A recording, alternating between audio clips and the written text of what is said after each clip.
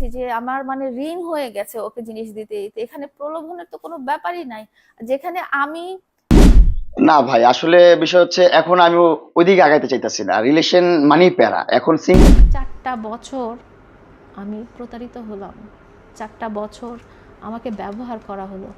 আমার যে ঘনিষ্ঠ মুহূর্তে কি আছে এগুলো তো আমি পাবলিশ করতাম। এইসব ছবি নিয়ে আমার কোনো হেডেক নাই, এইসব আচ্ছা। লিঙ্ক টিং এগুলো নিয়ে আমার কিছু যায় আসে না, এগুলো আমার কাছে কিচ্ছু না। ও আমার থেকে মুক্তি চাইলে তো আমি আমি ওরা মুক্তি দিয়ে দিব, যেভাবে বলবো সেভাবে মুক্তি দেবো, যা করতে বলো তাই। তো গাইস, এইবার নাকি যৌতুকের জন্য অত্যাচার করলেন লায়লার কাছে প্রিন্স মামুন। এমনকি লিগেল ভাবে বিয়ে করেনি প্রিন্স মামুন লায়লাকে। ইতিমধ্যে শোনা গেল যে লায়লা থাকার অবস্থায় প্রিন্স মামুন না অন্য কোনো মেয়ের সঙ্গে পরক্রিয়া করে। 4 বছর ধরে ব্যবহার করেন লায়লাকে নিয়ে মামুন। ইতিমধ্যে লায়লা লাইভে এসে মামুনের কাছে হাত জোর করে মুক্তি চাইলেন। তো বন্ধুরা, কি কারণে লায়লা মামুনের কাছে মুক্তি চাইলেন, তো চলুন সেই ভিডিওতে চলে যাই। 4টা বছর আমি প্রতারিত হলাম। 4টা বছর আমাকে ব্যবহার করা হলো। আমার জীবন থেকে আমার বয়স তো প্রায় শেষের দিকে।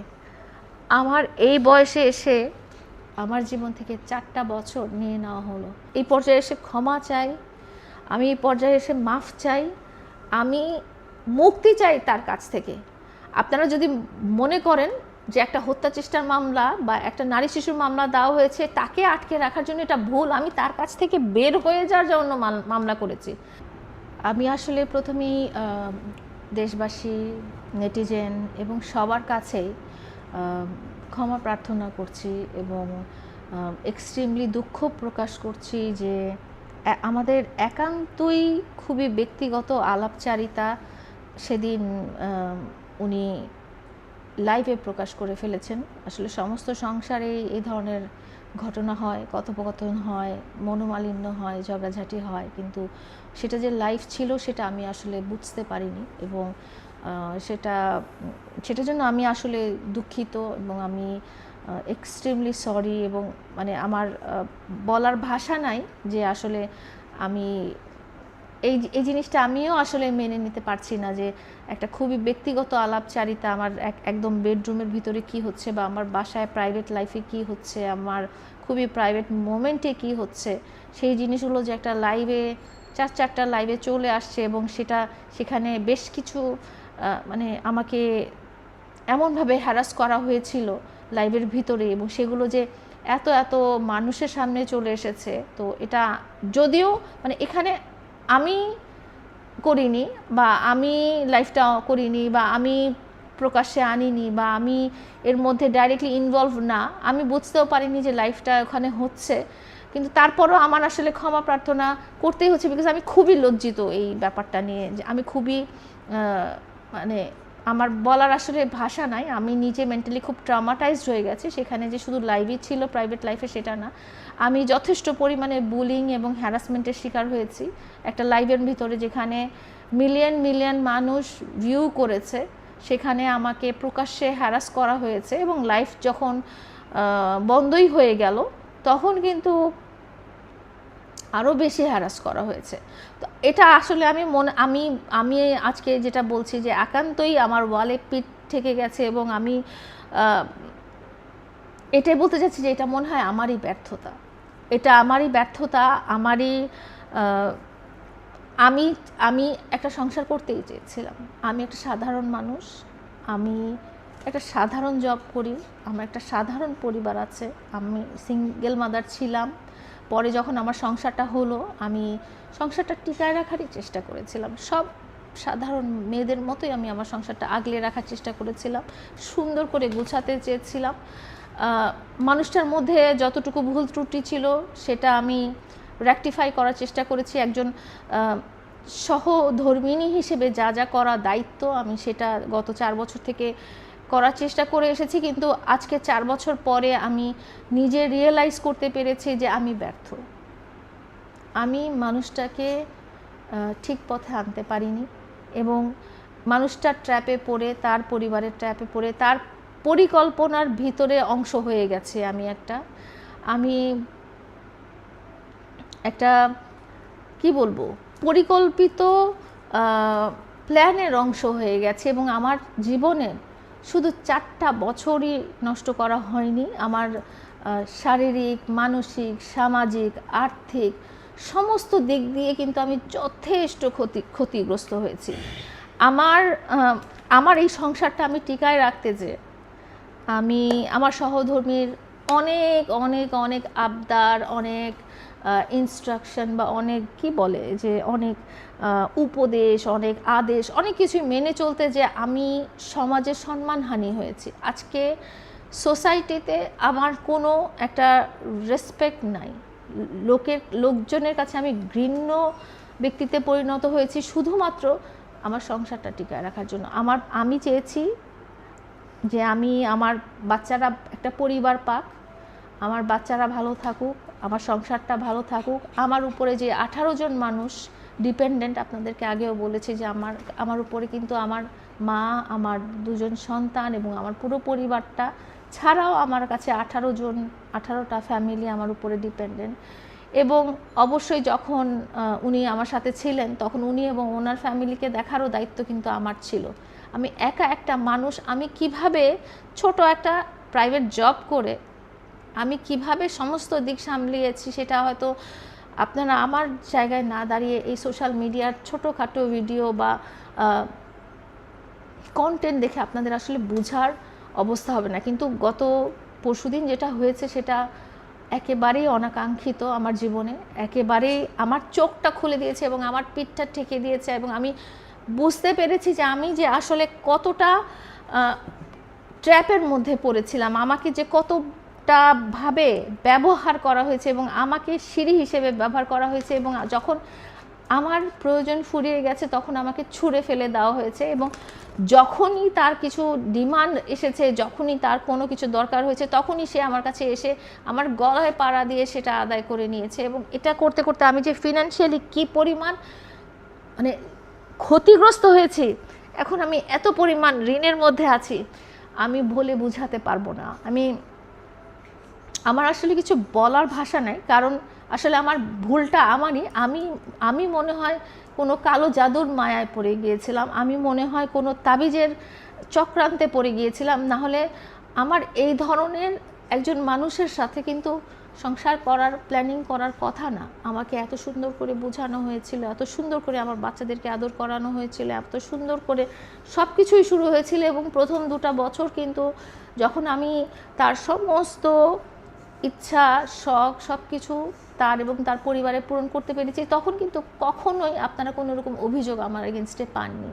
কিন্তু যখন আমার কাছ থেকে এই বাড়িটার ব্যাপারে বাড়িটা নিয়ে যাওয়ার ব্যাপারে শুরু হলো, তখন থেকেই কিন্তু আমি যখন বললাম যে বাড়িটা তো আমি দিতে পারছি না কারণ এটা আমার বাবার বাড়ি, তখন থেকেই কিন্তু আমার উপর শারীরিক অত্যাচার শুরু হলো। তার মানে কি, যৌতুকের জন্য আমার উপর শারীরিক অত্যাচার শুরু হলো, যৌতুকের লোভে, যৌতুকের দায়ে আমার উপর শারীরিক অত্যাচার শুরু হলো। এবং আমাকে যখন হত্যা চেষ্টা করা হলো যে আমি যেই কারণে বাড়িটা দিব না, তখন কিন্তু আমি যখন অভিযোগ করতে গেলাম তখন আমি রিয়েলাইজ করতে পারলাম এবং পরবর্তীতে সে নিজেও ডিক্লেয়ার করলো যে এটা একটা ফেক কাবিননামা ছিল। তাহলে 4টা বছর আমি প্রতারিত হলাম, 4টা বছর আমাকে ব্যবহার করা হলো। আমার জীবন থেকে আমার বয়স তো প্রায় শেষের দিকে, আমার এই বয়সে এসে আমার জীবন থেকে 4টা বছর নিয়ে নেওয়া হলো। আমার সন্তানদের মাঝখানে একটা ইমোশন ক্রিয়েট করে তাদেরকে কিন্তু চরম দুঃখ, দুর্দশা সব কিছুর মধ্যে কিন্তু ফেলে কি একটা অবস্থা করা হয়েছে, এটা আমি এখন কি ট্রমার ভিতরে আছি বা আমি কিসের মধ্যে আছি এটা আমার আসলে মানে আমি বলে বোঝাতে পারবো না। আমি আজকে বলতে বাধ্য হচ্ছি যে এটা আমার জন্য একটা ট্র্যাপ ছিল, এটা পরিকল্পিত ট্র্যাপ ছিল। আমাকে অনেকে বলেছে যে পৃথিবীতে এরকম ছেলেরা আছে যারা প্রবাসী স্ত্রী বা ডিভোর্সড মহিলা বা বিধবা মহিলাদেরকে টার্গেট করে এবং টার্গেট করে টাকা পয়সা হাতিয়ে নিয়ে চলে যায়। আমাকে অনেকবার বলা হয়েছে, আমি বিশ্বাস করি না, আমি তাকে বিশ্বাস করেছি। আমি তার পড়ালেখা বলেন, তার উন্নতি বলেন, তার ক্যারিয়ার বলেন, আমি সব কিছুতে আমার যতটুকু এফোর্ট দেওয়া দরকার একজন সহধর্মিণী হিসেবে আমি 4 বছর সেটাই দিয়েছি। কিন্তু 4 বছর পরে আমি আজকে কি পেলাম? আমি পেলাম মানুষের ঘৃণা, মানুষের অপবাদ, মানুষের অবহেলা, মানুষের খারাপ কথা, অথচ দোষটা কার? দোষটা কার? আমি তাকে হত্যার চেষ্টা করিনি, আমি তার সাথে বিবাহের প্রলোভনে যে থাকিনি। এগুলো কি দোষ না? এই দোষটা তো সে আমার সাথে করেছে। এই কারণেই কিন্তু মামলা, দোষ হয়েছে দেখে মামলা হয়েছে। এই দোষগুলোর কারণেই কিন্তু মামলা হয়েছে। দোষী সে, এবং সর্বশেষ আপনারা জানতে পেরেছেন যে সে বিভিন্ন নারীতে এবং মাদকাসক্তে আসক্ত। তাহলে খারাপটা কে?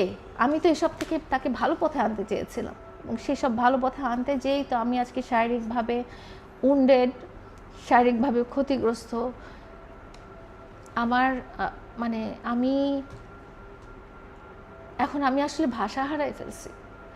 আমি খুবই চিন্তায় আছি, বিকজ আমাকে লাইভের মধ্যে এসে যে পরিমাণ হুমকি ধামকি, মামলা তোলার জন্য হুমকি ধামকি দেওয়া হয়েছে আমার পরিবারকে।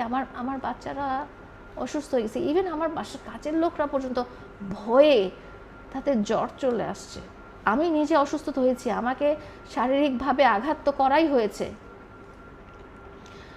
আমি বলে বুঝাতে পারবো না আমি কিসের মধ্যে দিয়ে যাচ্ছি, আমি বলে বুঝাতে পারবো না আমি কি অবস্থার মধ্যে দিয়ে যাচ্ছি। আমি ভাই এই পর্যায়ে এসে ক্ষমা চাই, আমি এই পর্যায়ে এসে মাফ চাই, আমি মুক্তি চাই তার কাছ থেকে।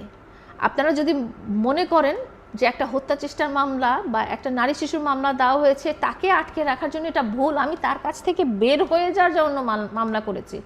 আমি চেয়েছি আমাকে আপনারা বাঁচান, সেই জন্যই আমি পুলিশের সহায়তা চেয়েছি। পুলিশের সহায়তা চেয়েছি, মামলা করেছি যে আমি ক্রমাগত হুমকি ধামকি, আমি ক্রমাগত শারীরিক লাঞ্ছনা, আমি ক্রমাগত যৌতুকের দাবিতে আমি অতিষ্ঠ হয়ে আমি কিন্তু মামলা করে আমি বাঁচার জন্য কিন্তু মামলা করেছি। না ভাই, আসলে বিষয় হচ্ছে এখন আমি ওইদিকে আগাইতে চাইতেছি না। রিলেশন মানেই প্যারা। এখন সিঙ্গেল থাকবো, কাজ করব, এভাবেই থাকতে চাই। কারো আর লেলা বানানোর দরকার নাই, যে ওনার লেলা দরকার নাই, নাইরা বেলতালা একবারই যায়। লেলা পারবে ভাই এইগুলাই করতে, ও মামুন তৈরি করতে পারবে না। এটা ইম্পসিবল। মামুন বাংলাদেশে ওয়ান পিস, এটা আর পাবেন না। আপনিও আপনার জায়গা থেকে ওয়ান পিস। আপনি যে ভিডিও দেখতেছেন আপনি ওয়ান পিস। আপনার মধ্যে অনেক প্রতিভা আছে, আপনার মধ্যে অনেক কিছু আছে, নিজে খুঁটায় বের করেন। বাড়ি করতে ও আমাকে 1,20,000 টাকা দিছিল। এটা হচ্ছে আমার একদিনের মজুরি দিছিল। একটা মজুরি থাকে না অনেক স্টাফদের, যারা কাজ করে ওই জায়গায়, রাজমিস্ত্রি যারা ছিল, তাদের একটা বেতন, মানে আমার একটা পেমেন্ট। আপনারা জানেন অনলাইনের পেমেন্ট গুলা কেমন হয়, মাঝে মাঝে আটকে যায়। আটকে গেলে অনেকদিন পর পেমেন্ট আসে, অনেকদিন পর পেমেন্টটা ব্যাংকে আসে। তো ব্যাংকে আসলে কিন্তু আমরা ইউজ করতে পারি টাকাটা। তখন আমার ওই সময়টা কি হয়েছে, আমার ব্যাংকের টাকাটা আটকে গেছে। মানে কি ঝামেলা হয়েছিল, তারপর 2-3 মাসের টাকা একবারে চলে আসছিল, কিন্তু ওই মাসটাতে আমার টাকা আসে নাই। টাকা না আসার কারণে আমার যে ওইখানে কর্মচারীরা ছিল, যারা কাজ করতেছিল, তাদেরকে তো একটা টাকা দিতে হবে। 1 সপ্তাহ কাজ করার পর 1 সপ্তাহের মধ্যে একটা তাদেরকে টাকা দিই। সেই টাকাটা ওর কাছ থেকে নিয়ে দিছিলাম। 1,20,000 টাকা দিছিল। আপনি যদি ওর আগের লাইভ দেখেন, সেখানে দেখবেন যে এইখানে একটা লাইভ আছে, এখানে দ্বারা একটা লাইভ আছে, আর ওর বাসায় লাইভ আছে, যেখানে ও নিজেই বলছে যে না, মামুনের বাড়ি করার প্রতি আমার কোনো টাকা পয়সা নাই, এটা পুরোটাই ওর এফোর্ট। ও নিজের টাকা দিয়ে নিজের অর্থায়নে বাড়িটা করছে। এটা কিন্তু ও নিজের মুখেই বলছে, এটা আমি বলতেছি না। আপনারা ওর প্রিভিয়াস যে ইন্টারভিউ গুলো আছে ওগুলো দেখে আসবেন। বেশি না, 6-7 মাস আগের ইন্টারভিউ গুলো দেখলেই পাবেন।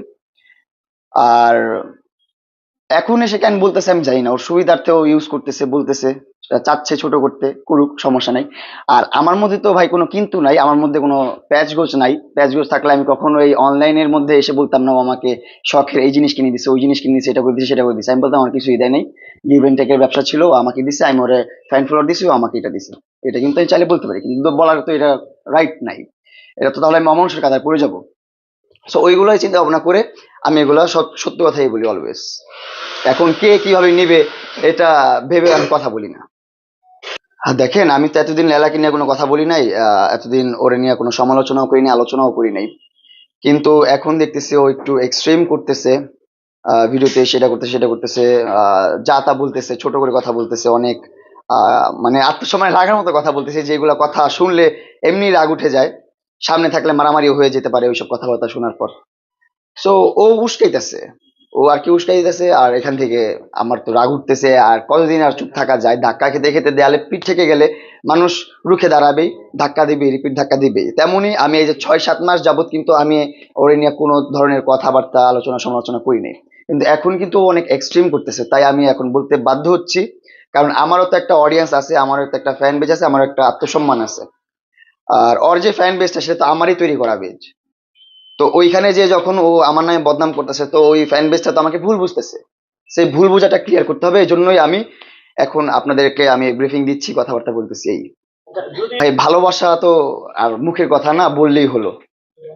ভালোবাসতে অনেক ইফোর্ট দিতে হয়, অনেক যত্ন থাকতে হয় ভালোবাসার মধ্যে, অনেক আহ নিজের অনেক এফোর্ট থাকতে হয় ভালোবাসায়। ওর কোনো এফোর্ট নাই এখন আর, ও শুধু ধ্বংসের প্রতি আছে, ধ্বংস করতে চাচ্ছে, কিভাবে ধ্বংস করা যায়। চাইলে ওরে অনেকগুলা মামলা দিতে পারতাম, এবং এখনো পারি চাইলে।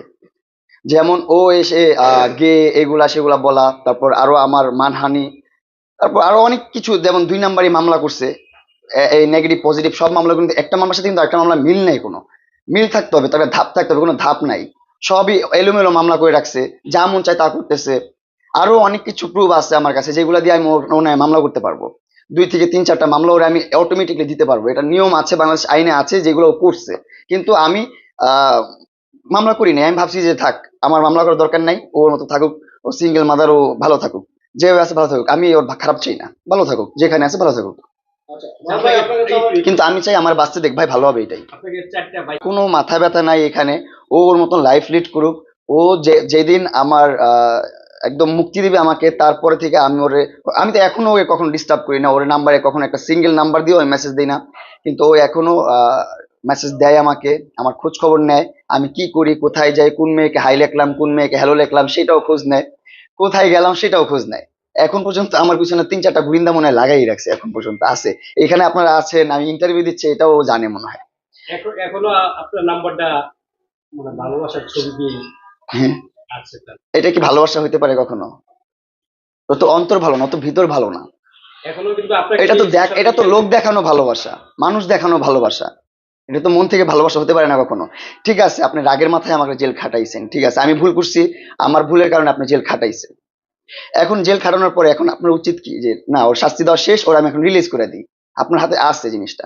এখন আপনি সে বলেন এটা তো পুরো আইনি প্রসেস, এটা আইনের মাধ্যমেই চলবে, আমি কিছুই জানি না, এটা ভালোবাসা? কিসের প্রসেস এটা দেখতে হবে, ওইটার উন্মোচন করতে হবে, এটা ঘেটে বের করবো, এটা শেষ করবো কিভাবে, এটা শেষটা আমার দেখতে হবে। আমার ভালোবাসা মানুষকে আমি কিভাবে ভালো রাখবে, সেটা হচ্ছে ভালোবাসা, এটা কোনো ভালোবাসা হতে পারে না। ভালোবাসা থাকতো, ওর সাথে একটা ভালো একটা সম্পর্কও থাকতো, এখন আমার ওর সাথে, ও এখন এখানে বসেও থাকতো, যদি আমি জেল থেকে বের হওয়ার পর আমরা যেভাবে কথা বলতেছিলাম এভাবে যদি ও কন্টিনিউ করতো। ওর ভিতর ভালো না তো, ওর অনেক চিন্তা ভাবনা, অনেক কিছু ভেবে ও কাজ করে, কখনোই না, অসম্ভব এটা। 4টা যেটা বাইক আছে, 4টা বাইকের মধ্যে একটা বাইক R15, ওইখানে ওর অর্ধেক টাকা আর অর্ধেক টাকা আমার। এটা হচ্ছে ওর সাথে যে সম্পর্ক হওয়ার প্রথম আমার যে বার্থডে ছিল, যে বার্থডেতে আমি একটা কার গিফট পাইছি ওর কাছ থেকে, ওই সময়ই হচ্ছে যে বাইকটা কিনছি আমি। আমার বাইকটা কেনার অনেক ইচ্ছা ছিল, কারণ আমার বাইক একটা প্রথম বাইক যেটা ছিল R15 V3 2019-এর মডেল, ওইটা কেনার পর আমি বিক্রি করে দিছি আপনার 21-22-এর দিকে। বিক্রি করার পর আবার 21-এর দিকে আমার আবার একটা বাইক কেনার জন্য আবার ক্রেজ উঠছে মাথায়, কারণ আমি তো বাইক লাভার। তো তখন আমি আবার বাইকটা কেনার জন্য ক্রেজ উঠছে, ওঠার পরে ওইখানে R15টা তো অর্ধেক টাকা দিছি, আর অর্ধেক টাকা আমি দিছি, আমার স্যালারি আসছিল, স্যালারি থেকে দিয়ে দিছি। তারপর যে CBR আছে, আপনার JSXR আছে, তারপর টার্বো আছে, এগুলা সম্পূর্ণ আমার স্যালারি দিয়ে কেনা, আমার ফেসবুক থেকে যে আর্নিংটা আসছে এই আর্নিং দিয়ে কেনা। তো বন্ধুরা, ভিডিওটি দেখার জন্য আপনাদেরকে অসংখ্য ধন্যবাদ। ভিডিওটি দেখে বুঝতেই পারলেন যে এমনকি মামুন লায়লাকে মুক্তি দিতে চাইলেন, তাকে নাকি ঢাকা শহর কিনে দিলে সে নাকি লায়লার কাছে যাবে না, এমনকি লায়লার সাথে রিলেশন করলে সে নাকি পেড়া, যার ফলে মামুন নাকি সিঙ্গেল থাকতে চায়, সে নাকি আর কোনোদিনও বিয়ে করবে না। তো পুরো ভিডিওটি দেখে আপনাদের মূল্যবান মতামত কি তা অবশ্যই কমেন্ট করে জানাবেন। তারপরে দেখা হবে নেক্সট ভিডিওতে। খোদা হাফেজ, সবাই ভালো থাকবেন, সুস্থ থাকবেন।